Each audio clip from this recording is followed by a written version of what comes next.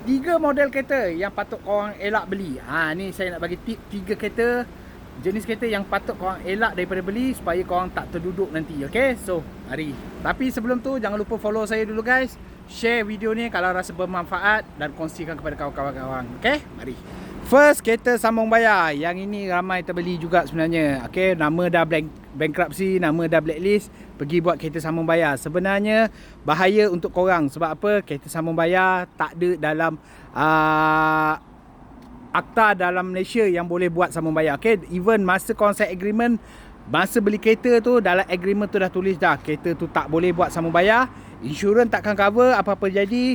Dan bank akan saman korang kalau dapat tahu korang buat sambung bayar. Yang kedua, kereta Singapura. Ni senang cakap, kereta-kereta duplicate, kereta yang diorang register kononnya dah masuk Malaysia daripada Singapura. Kereta tu tak masuk pun tak boleh daftar dekat Malaysia. Kereta Singapura, kereta Thailand tak boleh daftar dekat Malaysia, custom takkan lepaskan.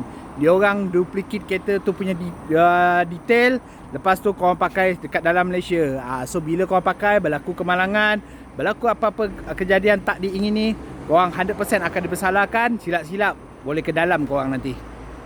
Yang ketiga, kereta accident, kereta total loss. Yang ini kalau yang mana nak pakai untuk kereta-kereta kebun ke, kereta yang pedalaman ke, tak ada masalah.